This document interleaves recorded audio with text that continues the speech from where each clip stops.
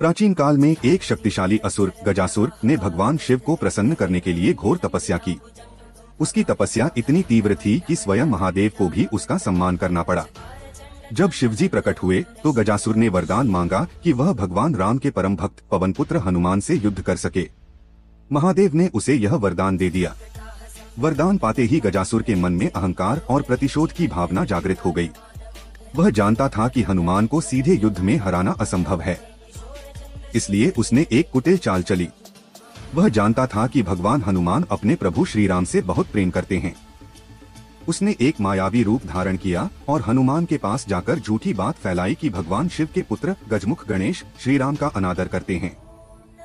हनुमान जी, जिन्होंने अपना पूरा जीवन श्री राम के चरणों में समर्पित कर दिया था, यह सुनकर क्रोध से भर गए। उनकी आंखें लाल हो गईं और उनका शरीर कांपने लगा। उन्होंने प्रतिज्ञा की कि वह गणेश को सबक सिखाकर रहेंगे।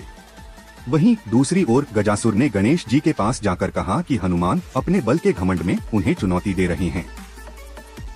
गणेश जी शांत और बुद्धिमान थे, लेकिन धर्म और न्याय की रक्षा के लिए वे किसी भी चुनौती को स्वीकार कर सकते थे। उन्होंने भी युद्ध के लिए हामी भर दी।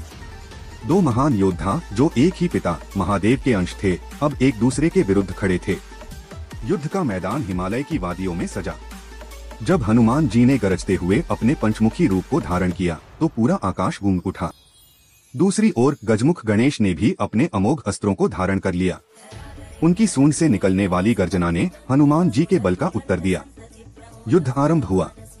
हनुमान जी ने अपनी पूंछ से गणेश जी को जकड़ना चाहा, लेकिन गणेश जी ने अपनी सूंड का प्रयोग कर उनकी पूंछ को पकड़ लिया। दोनों की शक्ति समान थी और कोई भी हार मानने को तैयार नहीं था। उनके अस्त्र शस्त्र आपस में टकराते, जिससे बिजली और आग की लपटें पैदा होती। जब हनुमान जी ने अपना वज्र मुक्का चलाया तो गणेश जी ने अपने एक दांत से उसे रोक दिया। युद्ध घंटों तक चलता रहा, लेकिन कोई परिणाम नहीं निकला। अंत में हनुमान जी ने अपनी पूंछ को गणेश जी के चारों ओर कसकर लपेट दिया और गणेश जी ने भी अपनी सूंड से हनुमान जी को जकड़ लिया। दोनों ही एक दूसरे के बंधन में फंस गए और युद्ध रुक गया। ठीक उसी क्षण महादेव वहां प्रकट हुए। उन्होंने अपनी दिव्य शक्ति से दोनों को उनके बंधन से मुक्त किया और पूरी सच्चाई बताई। उन्होंने कहा कि यह युद्ध गजासुर की चाल के कारण हुआ था। यह सुनते ही हनुमान जी और गणेश जी को अपनी गलती का एहसास हुआ।